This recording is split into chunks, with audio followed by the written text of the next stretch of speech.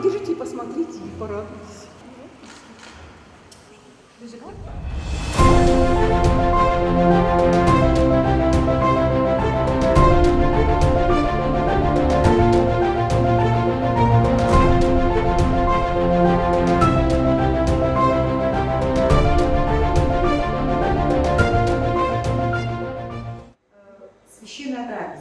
Священная трапеза с молитвой.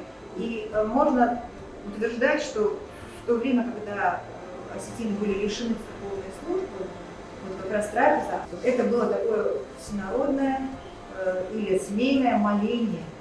Да? Вот за трапезой люди молились. Конечно, помимо того, что пироги это наша национальная такая ритуальная достояние, можно сказать, да? Вот, и прекрасная традиция, древняя. Вот. Помимо этого, конечно, это очень вкусная еда.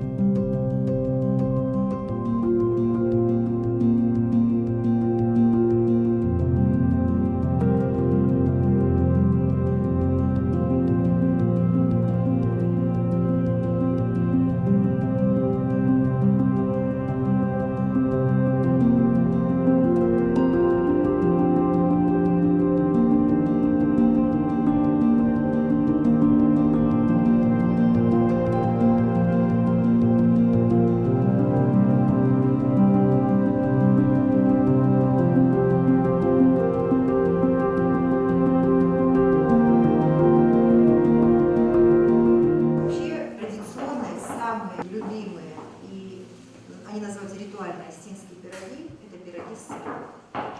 Берется молодой сыр из коровьего молока. Он просто хорошо разминается, этот сыр, и добавляется немного соли, немного муки, чтобы эта масса распределялась.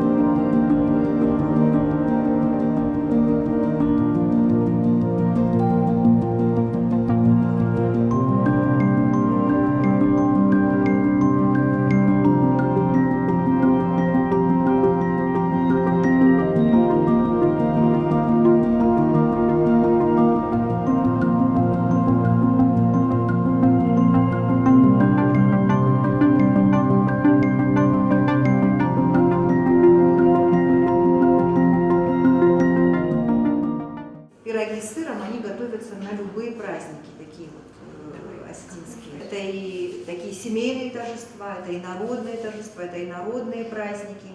Вот. И вообще по любому такому вот доброму, приятному поводу пекутся пироги, и на стол ставятся 3 осетинских пирога. Вот. Православные пекут пироги в честь Пресвятой Троицы. Все, можно сажать гостей. Все виды пирогов готовы.